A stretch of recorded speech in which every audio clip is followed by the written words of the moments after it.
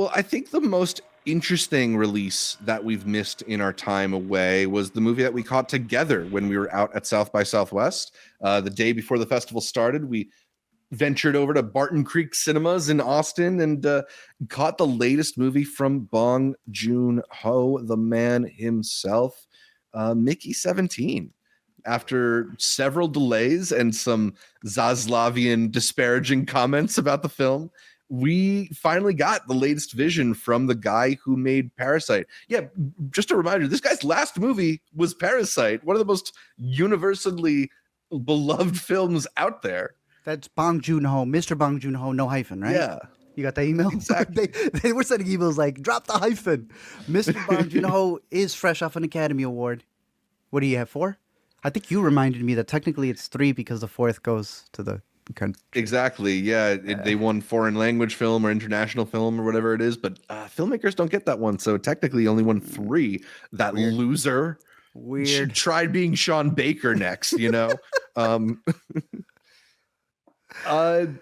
Joon-ho's a great filmmaker, and I don't think he's ever made a film I haven't enjoyed. So when I say that Mickey 17 is maybe my 6th favorite Bong Joon-ho movie, I don't know if that's exactly like an insult, you know? It maybe not the highest compliment, but I think this one is still really entertaining.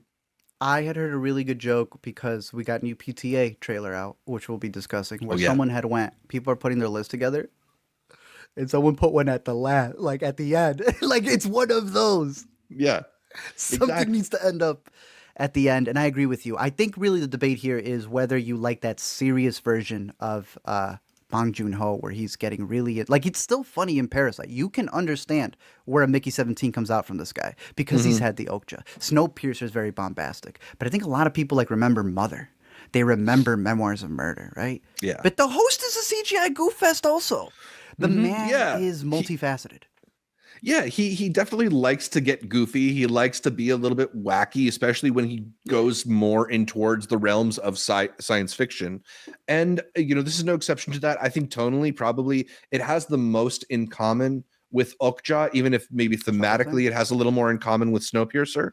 Yeah. But, you know, I found it entertaining. I think there is this sort of sentiment going around that it's not necessarily saying anything new about capitalism or worker exploitation or anything like that. And like, no, I don't know if it necessarily is, but I did find it to be a pretty entertaining presentation of it. Perhaps primarily because Robert Pattinson is giving such hilarious dual performances in this film. He is the main reason why you pay for that ticket price because he is everything and more. He plays multiple Mickeys, as the trailer kind of shows you, because the whole conceit is that he has been sent up there for this clone program where, because they can't do it back on Earth, the legality of everything is kind of stretched out in space. It's the new maritime laws. They're up there. He plays several versions, but he also plays like different characters because of how this cloning thing works. And exactly, yeah, like each iteration of the Mickey, it maybe has some different nuances to it. Yeah, if they can be physically different the way they come out, like it didn't print properly, he also comes out like mentally different, or some emotions are more heightened than others. I think he is the reason you go to the movie. He is the funniest part. He really delivers on it. I love the banter that he has with himself. We're in a year right now where we have a lot of twin movies. Twinless. We have a couple of other ones. I mean, literally Robert De Niro has a twin movie out right now in theaters. Like, we're getting a lot of that. And I think the way that he plays with it here is very interesting, especially like you were saying, with it being the backdrop of him being this literally disposable worker. And I thought that the fun parts were really enjoyable, but the message I felt was heavy-handed. And I think the way someone described it was, this is how international audiences see America. So for an American, I feel like this is my Civil War where I was like, "What America?" To me, let me go back to the character. Oh, we might have lost Arturo there. I'm sure he'll be back in just a moment. But yeah, talking about Mickey 17, definitely gets into some heavy-handedness towards the end. I think you were about to bring up a specific character that maybe went over the top for you. Yeah, 45 took me out, bro. I got hit. There is one character in here in particular, played by Mark Ruffalo, that everybody knows what this is playing on, bro. There are red hats Yeah. in the room and everything. He's clearly like a Trump spinoff, while Hmm. at the same time, his wife, played by the great Toni Collette, it's like they combined the original Make America Great Again and the new version. She is like the Nancy Reagan, but it's Trump instead of Reagan. And this is Hmm. happening in space. He has so many over the top stuff that were funny, they were goofy, but I can see why it hits for an international crowd more than the people who are dealing with it on a daily basis. Yeah. Well, it's funny because Ruffalo's performance is very Trumpian, but the film Yeah. itself is more just like general about the idea of these fascistic leaders, right? Like it's Hmm. the script I wouldn't say is very like Trump based, even though like it obviously there are parallels that ring really true. But yeah, Some the big ones. performance for sure, it's not a flat out impression, but it's very much inspired by.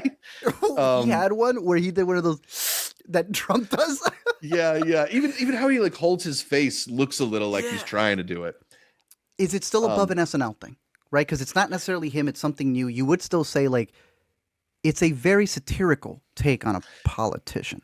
yeah, yeah. I would say it's like above an SNL style impression, but it's not necessarily like my favorite performance in this Of film or Mark. anything like that. Yeah. Who did you like out Um, of this? well, obviously Pattinson, which we talked about. Yep. I also really enjoyed Naomi Aki, who has a little bit of small, maybe not the smallest role, but has some Hmm. pivotal moments in this film and is really having a lot of fun with the character. Um, Big fan of her too. Yeah. yeah, she's been impressing me. She's been pretty good. We've also got her in some upcoming movies like Sorry Baby. She was in the Small Yeah. Axe movie. Yeah, no, I've been really liking her. I thought she was good in Blink Twice, even though the movie got mixed reactions there, and she is Hmm. delightful in this movie as well. She's been an actress to watch out for easily. Yeah. Stephen Yoon, who I know you prefer Okja a little bit more than I do, and I think you have Okja above this movie as well, right? I'm. It's hard for Even me to choose right now. I'm saying Mickey, but I might okay, go back and forth between them. Yeah. way less of a pivotal character than he was in Okja for Yeah. Stephen. Has some funny moments, but yeah, not necessarily the most integral to this film either. I But I enjoyed I him. don't see him as a bad guy. He's too nice of a guy. I don't know. I have a You little just want to trouble root for him. sometimes. Yeah, he feels like a little kid trying to be like, I'm the mean guy. I'm like, I root for you, buddy. But yeah, outside of that, you do have like I wouldn't say necessarily an ensemble, but a group of people because they're all really living in the station and there's the ins and outs of it. On top of that, the other main characters that are in this movie aren't even human. There's been a lot of discussions. I know you're online about Starship Troopers, my friend, and it's so funny to then see another movie Yeah. out in theaters also dealing with the bug people. I cannot stress how funny that is while people are arguing about a movie that's about to be remade. And Mickey Hmm. 17 almost did, like we said about Downhill, Force Majeure, kept it nice. For those of you Right. who needed the explainer in the movie, they made an American version. I feel like this explains what Starship Troopers didn't want to hold your hand with. And that Yes. kind of shows me where I have the issues with the movie, where it's just a little too over the top. I don't hate it, but Yeah. that's where I wanted to see more nuance from the man. Yeah, a little too literal, perhaps, in the way Yeah. that like it's trying to make the point that certain people are expendable and they call them expendable, right? Like it's not hiding what its viewpoint or its politics are, and I agree with a lot of the politics in it, so I don't necessarily Mhm. mind it so much. But yeah, Yeah. it becomes something that's a little more heavy-handed. I think the movie is at its, you know, are oddly enough, a lot of movies are at their best in the beginning and the end. This is a movie I really enjoyed the middle. I enjoyed all the Yes. machinations of how life on this like distant intergalactic operation works. I liked seeing him like doing the grind of being Mickey. And Yeah. I think it just ends in a place that feels really protracted and uh, it maybe doesn't have like a very strong impact, the Yeah. ending. Overall, do you still think it's worth seeing it at theater? I think so. I mean, I think Bong Joon-ho is a really interesting visual stylist. I really like the performances. I had fun too. Like it's a 2 hour, 17-minute movie, but I wasn't bored. I had a good time with this one. I'm probably going like 3.5 stars ultimately, but I think Same. it's worth checking out. Same here. I've got it. It's still all of his movies to me still scratch being able to go out to the theater. I know Okja was a Netflix movie, but we got to see it in the IMAX, and I think that there are sequences that are very fun, even if it may not be everybody's cup of tea. Bong Totally. Joon-ho always makes a delightful movie.